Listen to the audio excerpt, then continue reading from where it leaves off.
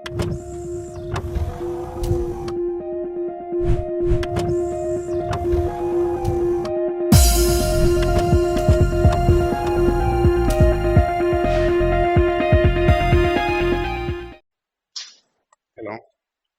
చెప్పండి.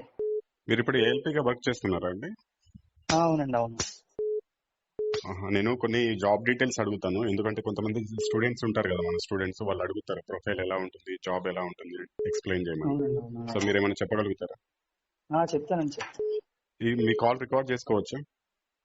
చేసుకోవచ్చండి. దీన్ని యూట్యూబ్ లో పెట్టవచ్చా, అంటే మీ సజెషన్ లాగా పిల్లలకి? పెట్టండి, పెట్టండి, పర్వాలేదు. సరే, మీరు ఎప్పుడు జాయిన్ అయ్యారండి? నేను 18 నోటిఫికేషన్ అండి, 2018 నోటిఫికేషన్ 2020లో జాయిన్ అయ్యాను. 18 లో నోటిఫికేషన్ వచ్చింది, ఎగ్జామ్ ఎప్పుడైంది? ఎగ్జామ్ 8 అంటే CBT 1 వచ్చి 18 లో అయిందండి. ఓకే.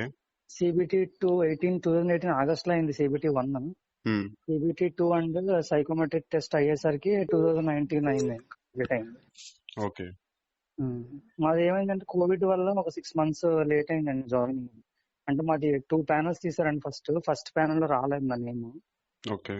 సెకండ్ ప్యానల్ లో వచ్చింది. సెకండ్ ప్యానల్ వచ్చి మాకు మార్చిలో వచ్చిందండి, 2020 అనుకుంటా. ఓకే. మార్చిలో జాయిన్ అవ్వాలి కరెక్ట్ గా. మేము వెళ్ళి తీసుకున్నాం, కాల్ లెటర్ తీసుకున్నాము. అంటే ఒక బుక్లెట్ ఇస్తుంది ఆమె, కొంచెం సైన్స్ అవి చేయించి కొన్ని సర్టిఫికేట్స్ అడుగుతారు, క్యారెక్టర్ సర్టిఫికేట్ అవి. ఓకే. అవి రెడీ చేసుకుని మార్చ్ 11th ఇప్పుడు మార్చ్ 23rd నుంచి కదండి కోవిడ్ వచ్చింది. అవును. 2020లో కరెక్ట్ గా అప్పుడే మాకు మార్చ్ 22nd 23rd జాయినింగ్ అనమాట. రిపోర్ట్ చేయాలి. అప్పుడు మళ్ళీ మెసేజ్ పెట్టారు 2 days ముందే, కోవిడ్ వల్ల మేము ఫర్దర్ డేట్ ఇన్ఫార్మ్ చేస్తాము, మీరు వెయిట్ చేయండి, రిపోర్ట్ చేయడానికి రావద్దని మెసేజ్ పెట్టారు. ఆ 2020 మార్చ్ లో జాయిన్ అవ్వాల్సింది 2020 నవంబర్ 23rd జాయిన్ అయ్యాను. Okay. November 23rd training start అయింది. ఓకే. మీరు ఇప్పుడు 2018 లో నోటిఫికేషన్ వచ్చింది, మీకు ఎగ్జామ్ రాశారు అంటున్నారు కదా, దానికి మీరు ఎన్ని నెలలు కష్టపడ్డారు, అంటే ఎన్ని నెలలు చదువుకున్నారు, ప్రిపేర్ అయ్యారు? అంటే నేను ఆల్రెడీ నాది 2015 లో బీటెక్ అయిందండి. ఓకే. 15 లో బీటెక్ అయిన ఒక 1 year నేను ఖాళీగా ఉన్నాను. 16 అంతా నేను SSC CGL కోసం ప్రిపేర్ అయ్యాను, రాలేదు. కొంచెం ఫైనాన్షియల్ ఇష్యూస్ వల్ల 2017 నుండి నేను వేరే స్కూల్స్ లో వర్క్ చేయడం స్టార్ట్ చేశాను. నన్ను ఇంగ్లీష్ అంటే SSC బ్యాంక్స్ వాటిలో ఎక్కువగా ఇంగ్లీష్ మ్యాథ్స్ కదండి. నాకు ఇంగ్లీష్ నేను సబ్జెక్ట్ చెప్పేవాడిని 10th క్లాస్ వరకు పిల్లలకి. ఆ 2016 లో కూడా నేను ఫుల్ టైం ప్రిపరేషన్, నేను స్పోకెన్ ఇంగ్లీష్ బ్యాచెస్ చెప్పేవాడిని మార్నింగ్ ఈవినింగ్, మధ్యలో చదువుతూ ఉండేవాడిని. 17 నుంచి మాత్రం నేను స్కూల్లో జాయిన్ అయ్యాను, శ్రీ చైతన్య స్కూల్ అని, మాది ఈస్ట్ గోదావరి కాకినాడ.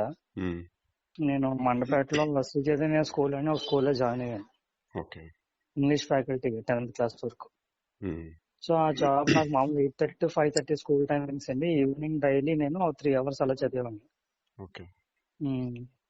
ఒక హాఫ్ డే ఒక రోజు ఉన్నా కానీ ప్రతిరోజు మాక్సిమం యావరేజ్ గా 3 hours పెట్టుకునేవాడిని. అంటే నేను అంతా ఫస్ట్ నుండి SSC CGL అని మోటివ్ లో ఉన్నాను. బ్యాంక్స్ అది ఎప్పుడు రాయలేదు, రాసిన క్లర్కే రాసేవాడిని, అది కూడా ప్రిలిమ్స్ అయ్యి మెయిన్స్ లో పోతుండేది. ఓకే. ఇప్పుడు ప్రిపరేషన్ స్టార్ట్ చేసే స్టూడెంట్స్ కి కరెక్ట్ గా ఒక 3 months లేదా 4 months కష్టపడితే ఖచ్చితంగా గెయిన్ చేయొచ్చు కదా జాబ్ అనేది? ALP అయితే ఖచ్చితంగా గెయిన్ చేయొచ్చండి. అది నేను మిమ్మల్ని ఎందుకు అడుగుతున్నానంటే, జాబ్ చేసే వాళ్ళు చెప్తే ఇంకా వాళ్ళకి కాన్ఫిడెన్స్ అనేది పెరుగుతుంది. అవునవును. అంటే ALPకి అయితే నేను చెప్తాను అంటే ALPకి ఎగ్జాక్ట్ గా సెపరేట్ గా అంటే నేను అయితే ఏం చేయలేదు కానీ ప్రిపరేషన్, అంటే SSCకి నెట్ వచ్చి రైల్వేలో ఇంగ్లీష్ ఉండదు అంతే. అర్థమెటిక్, రీజనింగ్ అవన్నీ SSC వాటితో పోలిస్తే ఇంకా కొంచెం డిఫికల్టీ లెవెల్ తక్కువగానే ఉంటది. సో ఒక 3 months కంప్లీట్ గా కూర్చుంటే మాత్రం, అంటే వేరే ఏమీ జాబ్ అలాంటివి పెట్టుకోకుండా ఈజీగా సరిపోతుంది. ఓకే. ఇప్పుడు మీరు జాబ్ ఎక్కిన తర్వాత మీకు ఫస్ట్ సాలరీ ఎంత వచ్చింది, అంటే బేసిక్ పే కాకుండా గ్రాస్ ఎంత వచ్చింది? గ్రాస్ అంటే ఇది ఎలా ఉంటది అంటే ALP జాబ్ ఫస్ట్ ట్రైనింగ్ లోనేమో స్టైఫండ్ ఉంటదండి. అది 22,000 23,000 అంతా అలా వచ్చింది. 22,000 ఆర్డ్ అనమాట. ఈ ట్రైనింగ్ 3 months ఉంటుందండి యావరేజ్ గా. అంటే ఒక 1 month ఏమో మన సౌత్ సెంట్రల్ రైల్వే అందరికి ఎక్కడ వచ్చినా కూడా 1 month ఏమో విజయవాడలో ఇస్తారండి, UTTC అని technical subject, Indian train loco సంబంధించిన సబ్జెక్ట్ చెప్తారు. నెక్స్ట్ 1 month హైదరాబాద్ లో చెప్తారండి, మౌలాలి అని ZRTA అంటారు, జోనల్ రైల్వే మొత్తం సౌత్ సెంట్రల్ రైల్వే జోన్ అందరికి అక్కడే ఉంటుంది. సో అది ఒక 1 month ఉంటుందండి. రెండింటికి మధ్యలో 1 month హ్యాండ్లింగ్ అని ఉంటుంది. అంటే ప్రాక్టికల్ గా మనల్ని గూడ్స్ ట్రైన్ లో తీసుకెళ్తూ కొంత దూరం వేరే ఆఫీసర్లు ఒకరు వచ్చి ఎక్స్ప్లెయిన్ చేస్తూ ఉంటారు ఆగినప్పుడు, దాని పార్ట్స్ అవి చూపించి లైవ్ గా. ఈ 3 months లోని 22,500 అలా వస్తుంది స్టైఫండ్. ఆ ఓకే 3 months తర్వాత మనకి లాబీ అంటారండి ఏఎల్పి జాబ్ లో. అది మనం ఆర్టీసీలో అట్లా డిపో అంటాం కదా, ఉమ్, రాజమండ్రి డిపో అలాంటి ఇక్కడ లాబీ అంటారు. ఉమ్, సో ఆ లాబీ అన్న దాన్ని బట్టి మనకు వచ్చిన లాబీని బట్టి డిసైడ్. ఎందుకంటే ఇప్పుడు లాబీలో కూడా మళ్ళీ XYZ అని సిటీస్ ఉంటాయండి. ఉమ్, ఆ సిటీస్ బట్టి హెచ్ఆర్ఏ చేంజ్ అవుతూ ఉంటుంది. ఉమ్, ఇప్పుడు సనత్ నగర్ ఉందనుకోండి, హైదరాబాద్ అయితే ఎక్స్ సిటీ అనమాట. ఉమ్, విజయవాడ ఉందనుకోండి, విజయవాడ వై సిటీ. ఉమ్, అలాగే జెడ్ అంటే రాజమండ్రి, కొంచెం బాగా రూరల్ ప్లేస్ లాంటివి, ఉమ్, అంటే రైల్వే టర్మ్స్ లో. ఉమ్, సో ఇప్పుడు ఈ రాజమండ్రి వాళ్ళకి జెడ్ సిటీలో హెచ్ఆర్ఏ బాగా తక్కువ ఉంటుంది, 3000 అలా ఉంటుంది. ఓకే ఈ వై సిటీస్ లో 5000, అంటే ప్రెసెంట్ ఉన్న బేసిక్ ప్రకారం 5000 ఉంటుంది. ఈ వై సిటీస్ అంటే విజయవాడ, హైదరాబాద్ అంటే ఎక్స్ సిటీ అలాంటి చోట 7000 అలా ఉంటుంది హెచ్ఆర్ఏ. ఉమ్. సో యావరేజ్ గా నీకు స్టార్టింగ్ సాలరీ ఈజీగా ఒక 40,000 ఉంటుంది. ఇప్పుడు ఏఎల్పికి ప్రిపేర్ అవుతున్న వ్యక్తి ఫస్ట్ జాబ్ తెచ్చుకొని కష్టపడి చదువుకుని జాబ్ ఎక్కితే ఫస్ట్ మంత్ లోనే 40,000 గ్రాస్ పే అనేది తీసుకోవచ్చు అని తీసుకోవచ్చు. అంటున్నారు. గ్రాస్ అయితే 45 ఉంటుందండి ఈజీగా, నెట్ 40,000. అంటే 45 లో నుంచి ఎన్పిఎస్ ఇట్లాంటి కట్ అయ్యి మీకు 40 వస్తుంది. 40 వస్తుంది. సో గుడ్ జాబ్ అన్నమాట. గుడ్ జాబ్ అండి. ఇన్ శాలరీ టర్మ్స్ ఆఫ్ పరంగా గుడ్ జాబ్, అయితే ఓకే. చాలా గుడ్ జాబ్. శాలరీ పరంగా గుడ్ జాబ్. వర్క్ ప్రెషర్ ఎలా ఉంటుంది? వర్క్ ప్రెషర్ అంటే యాక్చువల్ గా ఇందులో ఫిజికల్ గా కష్టపడేది ఏమి ఉండదండి. సబ్జెక్ట్ కూడా ట్రైనింగ్ లో చెప్తారు కదా, అంత ఈజీగానే ఉంటది. మరి అంత హార్డ్ ఏమి ఉండదు, కొంచెం హార్డ్ చేస్తారు కానీ పర్లేదు. కానీ మెయిన్ డ్రాబ్యాక్ ఎక్కడ ఉంటదంటే అండి, ఈ జాబ్ లో టైమింగ్స్ అండి. అంటే ఇప్పుడు మనకి నార్మల్ గా వేరే జాబ్ లో కూడా నైట్ షిఫ్ట్స్ ఉన్నా కానీ అది ఫిక్స్డ్ గా మనకి వీక్ లో 3 days నైట్ షిఫ్ట్ అనో, లేకపోతే 1 week night shift, next week అంతా A shift, next week B shift అలా ఉంటుంది. ఇది అలా ఉండదండి. ఏఎల్పి జాబ్ అనేది హెడ్ క్వార్టర్. అంటే ఇప్పుడు నేను విజయవాడలో చేస్తానండి, విజయవాడ లాబీలో నాది విజయవాడ హెడ్ క్వార్టర్. నేను ఒకసారి ఇక్కడ ఆఫ్ చేస్తే ఇవాళ మార్నింగ్ 9 కి దిగాను అనుకోండి విజయవాడలో, రేపటి నుండి నాకు హెడ్ క్వార్టర్ లో 16 hours రెస్ట్. 16 hours అంటే కరెక్ట్ గా నైట్ 9 కి 12 hours అవుతాయండి. 10, 11 నైట్ 1 o'clock అయిపోతుంది rest, 16 hours. So 1 o'clock phone వచ్చింది అనుకోండి, అంటే 16 hours తర్వాత వెంటనే వస్తుందని కాదు, కానీ 16 hours దాకా అయితే మనం డిస్టర్బ్ చేయడానికి లేదు. 16 hours తర్వాత ఖచ్చితంగా ఫోన్ రావచ్చు ఎనీ టైం. ఫోన్ వస్తే మనకి 2 hours ప్రిపరేషన్ టైం ఇస్తారు హెడ్ క్వార్టర్ లో రెడీ అయ్యి వెళ్ళడానికి. 1 o'clock ఫోన్ వస్తే నేను 3 o'clock ఆన్ డ్యూటీకి వెళ్ళాలండి. అది ఒక్కటేనండి. టైమింగ్స్ కొంచెం హార్డ్ గా ఉంటాయి. నెక్స్ట్ వర్క్ ప్రెషర్ అంటే ఈ ఎక్స్ప్రెస్లు ఉంటాయి కదండి, వాటికి వెళ్తే ఫిక్స్డ్ గా మాక్సిమం టైం ఉంటుంది. వాటిలో మాక్సిమం 7 hours నుంచి డ్యూటీ ఉండదు. ఎక్స్ప్రెస్ ట్రైన్ లో అయితే 7 hours ఉంటుంది, కొద్ది రెస్ట్ దొరుకుతుంది. ఈ ప్యాసింజర్ ట్రైన్స్ కి మాత్రమే టైం అనేది ఉండదు, కొద్దిగా టైం డిస్టర్బెన్స్ అనేది ఉంటుంది. గూడ్స్ లోనే కొంచెం ఓవర్ అవర్స్ అవుతాయండి బాగా. Okay. Actually as per railway goods లో ఏదైనా వర్కింగ్ అవర్స్ 8 hours అండి, కానీ గూడ్స్ లో ఈజీగా మినిమం 10 hours కంపల్సరీగా అవుతుంది. ఇంతకుముందు ఇంకా ఘోరంగా ఉండదు, 12 hours కాకుండా 14 hours 16 hours కూడా అయ్యేవి. కానీ ఇప్పుడు ఈ మధ్యన ఒడిశా యాక్సిడెంట్ అయినప్పటి నుంచి కొంచెం దాని మీద బాగా ఫోకస్ ఎక్కువైంది. ఆఫీసర్స్ అవర్స్ చెక్ చేస్తున్నారు, ఓవర్ అవర్స్ అవ్వకుండా చూస్తున్నారు. సో యావరేజ్ గా 12 hours చేయిస్తున్నారు గూడ్స్ అయితే. ఇప్పుడు సపోజ్ మీకు 8 hours చేయాలి రూల్ ప్రకారం, అంతకంటే ఎక్కువ చేస్తే దానికి ఇన్సెంటివ్స్ సాలరీ కూడా ఎక్కువనే వస్తుందా? దానికి అలా ఉండదండి. అంటే మాకు రైల్వేలో అంతా ఎలా ఉంటుంది, ఫోర్ట్ నైట్ లెక్క 15 days. సో 15 days లో 2 days వీక్ ఆఫ్ తీసేస్తారని 13 days కి లెక్కేస్తారు. 13 days into each day 8 hours కదని 13 8s లెక్కేస్తారు. 104 hours. సో ఈ 104 hours అయిపోయిన తర్వాత ఏమన్నా వచ్చాయనుకోండి ఎక్స్ట్రా 105, 106 అలా చేసి అప్పటి నుంచి అది ఓటీలో కౌంట్ అవుతుంది. అంటే దీని అర్థం ఏంటంటే ఇప్పుడు మీకు 12 hours అయింది కదా ఇవాళ, ఇది ఫస్ట్ వీక్ అనుకోండి, ఫస్ట్ వీక్ అంతా ఎక్కువ అవర్స్ అయిపోయి అనుకోండి, సెకండ్ వీక్ రెస్ట్ వస్తూ ఉంటుంది. అంటే ఓటీ రాకుండా చూడాలి అనుకుంటే. ఓటీ అమౌంట్ ఇవ్వకుండా అది నెక్స్ట్ వీక్ లో దాన్ని రెస్ట్ లాగా ఇస్తారు. అంటే ఈ వీక్ ఎక్కువ అవర్స్ పని చేస్తే మీకు నెక్స్ట్ వీక్ ఆటోమేటిక్ ఎక్కువ మంది ఉన్నారు అనుకోండి, హెడ్ క్వార్టర్ లో క్రూ ఉన్నారనుకోండి అవైలబుల్, అప్పుడు మీకు ఓటీ రానివ్వకుండా రెస్ట్ ఇస్తారు. లేదు మీకు ఫస్ట్ వీక్ లో పెద్దగా డ్యూటీస్ మీరు ఎక్కువ చేయలేవు కదా, వెళ్ళినా అన్ని కూడా సింపుల్ వీక్స్ వచ్చాయి అనుకోండి, చిన్న చిన్న ట్రిప్ లో వచ్చి ఒకసారి 5 or 6 hours కూడా అయిపోద్ది.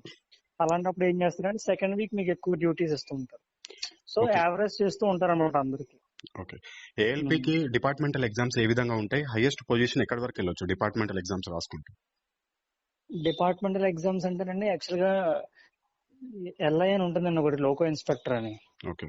అది రాయాలంటే ఏఎల్పిగా ఉన్నప్పుడు అయితే ఏం ఎలిజిబిలిటీ లేదండి. లోకో పైలట్ అయ్యి దానికి కొంచెం కండిషన్స్, మినిమం ఎల్పిజి అంటారండి లోకో పైలట్ గూడ్స్. అది చేశాక మినిమం అది ఎల్పి గూడ్స్ అయిన తర్వాత 10 years సర్వీస్ ఉండాలి. అంటే ఏఎల్పి సర్వీస్ కౌంట్ అవుతుంది అందులో. లేదంటే మేము ఈ కిలోమీటర్స్ తిరుగుతామండి, మాకు మైలేజ్ అని ఉంటదండి ఎవ్రీ మంత్. సో ఆ మైలేజ్ లో ఏంటంటే 1,00,000 కిలోమీటర్స్ కంప్లీట్ అవ్వాలండి ఎల్పీ అయిన తర్వాత. అంటే ఏఎల్పీగా ఉన్నప్పుడు తిరిగిన కిలోమీటర్స్ కౌంట్ అవ్వవు. ఓకే. ఏఎల్పీగా అయితే 1,00,000 కిలోమీటర్స్ లేదా 10 years సర్వీస్ రెండిట్లో ఏది ముందు కంప్లీట్ అయితే వాళ్ళు ఎలిజిబుల్ అండి. వాళ్ళు లోకో ఇన్స్పెక్టర్ అనే పోస్ట్ కి ఎలిజిబుల్. వాళ్ళు ఏం చేస్తారంటే ఇప్పుడు ఏఎల్పీకి ఎల్పీకి మానిటర్ చేసేది వాళ్ళే అండి. అంటే మేము వాళ్ళకి సబ్జెక్ట్ ఎక్స్ప్లెయిన్ చేయడం, ఏదైనా ఇష్యూ వచ్చి సాల్వ్ చేయడం, ఏమైనా ట్రబుల్ వచ్చినప్పుడు వాళ్ళకి ఫోన్ చేస్తే వాళ్ళు చెప్పడం ఏం చేయాలని చెప్తూ ఉంటారు. అంటే వన్స్ లోకో ఇన్స్పెక్టర్ అయితే అసలు డ్రైవింగ్ చేయాల్సిన పని ఉండదండి. అది ఒకటి, అది లెవెల్ 7 పోస్ట్. ఓకే. అది కాకుండా ఇంకా ఏడీఏ అని ఉంటాయి, అంటే ఐఆర్ఎస్ క్యాండిడేట్లు ఉంటారు, సీనియర్ డిఏ అని అంటారు. ఈ లోకో పైలట్ డిపార్ట్మెంట్ అందరికి హెడ్. ఐఏఎస్ రాసి వస్తారు వాళ్ళు, ఇంజనీరింగ్ సర్వీస్. ఆ సీనియర్ డిఏ అండర్ లో కింద ఉండేది అటు ఏడీఏ అంటారండి. ఆ పోస్ట్ కూడా రాసుకోవచ్చండి ఏఎల్పీ అన్న క్యాండిడేట్. కాకపోతే దానికి కూడా సేమ్ ఇలాగే ఎల్పీ అయిన తర్వాత ఎక్స్పీరియన్స్ వచ్చిన తర్వాత ఎలిజిబిలిటీ ఉంటుంది. మీకు ఈ రైల్వేలో జాబ్ చేస్తున్న వాళ్ళకి ఏఎల్పీకి స్పెషల్ గా అలవెన్స్ అంటే హెల్త్ కి సంబంధించి మొత్తం హాస్పిటాలిటీ కానీ ఇదంతా ఫ్రీగానే ఉంటుంది. ఏఎల్పీకి అంటే అన్మ్యారీడ్ అయితే ఓన్లీ ఇతనికే ఉంటుంది, ఏఎల్పీకే ఉంటుంది, వాళ్ళ పేరెంట్స్ కి లేదు. అదే మ్యారీడ్ అయితే మాత్రం వైఫ్ కి కిడ్స్ కి ఉంటదండి. చిల్డ్రన్ కి మినిమం 2 children. 2 children కాదండి, మినిమం 2 deliveries అనమాట. అంటే కొంతమంది 2 deliveries లో ముగ్గురు కూడా పుడతారు ట్విన్స్ పుడితే. సో 2 deliveries అయిన వాళ్ళకి ఆ కిడ్స్ కి ఉంటుంది. మొత్తం మెడికల్ ఫ్రీ, అంటే రైల్వే హాస్పిటల్ ఉంటుందండి, అందులో ఫ్రీ కంప్లీట్ గా. ఏదైనా మేజర్ ప్రాబ్లం వచ్చినప్పుడు రైల్వే హాస్పిటల్ దానికి ట్రీట్మెంట్ వాళ్ళు చేయరు అనుకుంటే బయటికి రెఫర్ చేస్తారు కార్పొరేట్ హాస్పిటల్ కి. అది కంప్లీట్ గా అక్కడ లిమిట్ ఏమి ఉండదండి, ఎంత అయినా కానీ గవర్నమెంట్ వేర్ చేస్తుంది. డైరెక్ట్ గా ఇంకా మనకి అంటే ముందు మనం పే చేయడం, మళ్ళీ మనకి అప్లై చేసుకుంటే క్లెయిమ్ చేసుకుంటే రావడం అలా ఉండదండి. డైరెక్ట్ గా గవర్నమెంట్ ఆ కన్సర్న్ హాస్పిటల్ పే చేస్తుంది, మనం వెళ్ళి ట్రీట్మెంట్ చేయించుకోవడమే. రైల్వే జాబ్ చేస్తే జాబ్ పరంగా ఫైనాన్షియల్ గా సపోర్ట్ తో పాటు ఒక హెల్త్ పరంగా కూడా ఒక సపోర్ట్ అనేది ఉంటుంది అంటారు. ఉంటుందండి. ఓకే. అండ్ ఫైనల్ గా ఇప్పుడు ప్రిపేర్ అయ్యే పిల్లలకి మీరు ఏం చెప్పదలుచుకున్నారు? అదేం లేదండి, జీకే ఒకటి బాగా ఫోకస్ చేస్తే అర్థమెటిక్, రీజనింగ్ ఖచ్చితంగా చాలా ఈజీగా ఉంటుందని అందరూ చేయగలుగుతారు.